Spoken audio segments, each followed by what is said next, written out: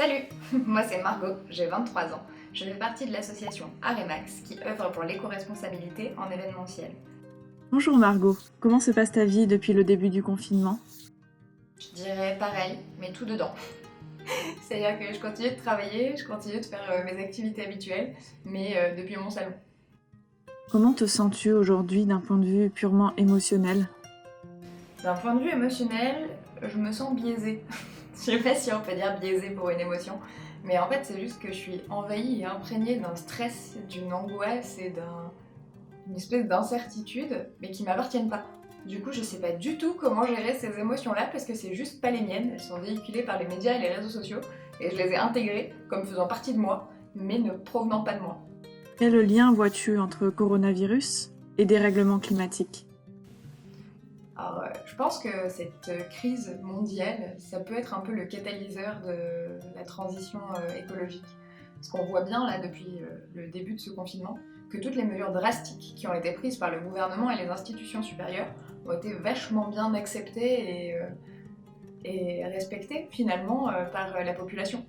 On se rend compte que quand ça touche à l'individu, les gens sont prêts à faire des efforts et des sacrifices quant à leurs habitudes de consommation, leurs habitudes de production.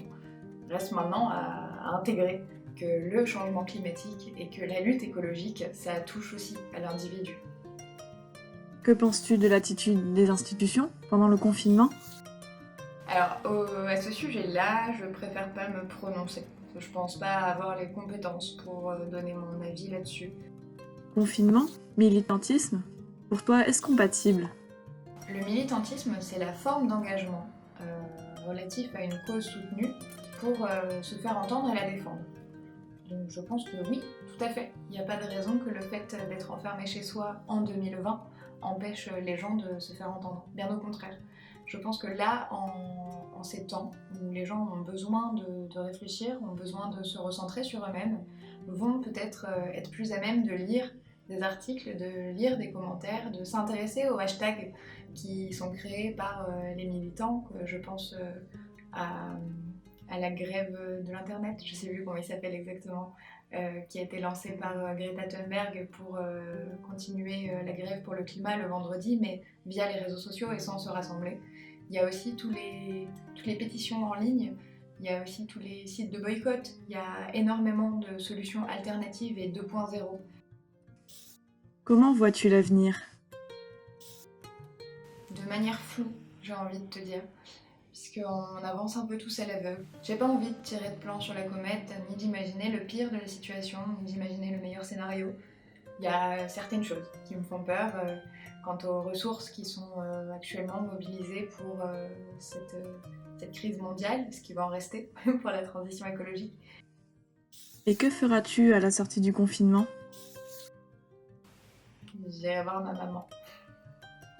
D'avoir été enfermée face à moi-même pendant 10 jours, je me rends compte que quand j'avais l'occasion de le faire, je le faisais pas assez souvent.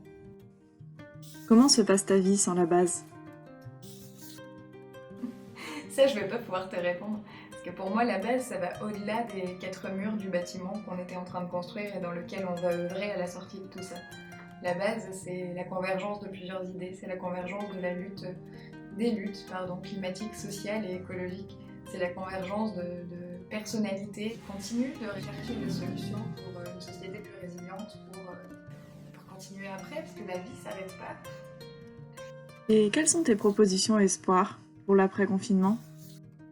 D'un côté positif, je pense qu'il y a beaucoup de leçons à tirer avec nous-mêmes pour les privilégiés, évidemment, qui ont un chez-soi pour se confiner, qui vont peut-être se rendre compte que leurs idéologies peuvent changer, que leurs habitudes de consommation peuvent changer. Et je pense que c'est important d'avoir des moments comme ça, forcés ou choisis, pour se retrouver avec soi-même. Après, évidemment, tout n'est pas rose, hein. Donc il y a aussi des leçons très dures qui sont à retirer de tout ça, au niveau des personnes sans abri, au niveau des migrants, au niveau du personnel hospitalier et des moyens qui leur sont attribués. Je pense qu'il va falloir se justifier de pas mal de choses à la sortie de toute cette... je dirais pas le mot. Y a-t-il quelque chose que tu souhaiterais ajouter?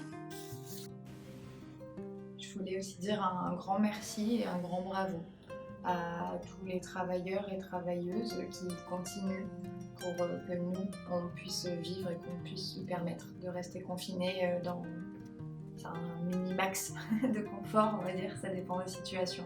Bravo et merci aussi à tous les bénévoles et à toutes les personnes des associations qui continuent cet élan de solidarité et d'entraide. Et je trouve ça magnifique, vraiment, que la solidarité ne s'arrête pas à un virus, que la solidarité ne s'arrête pas à une porte close derrière laquelle on est confiné.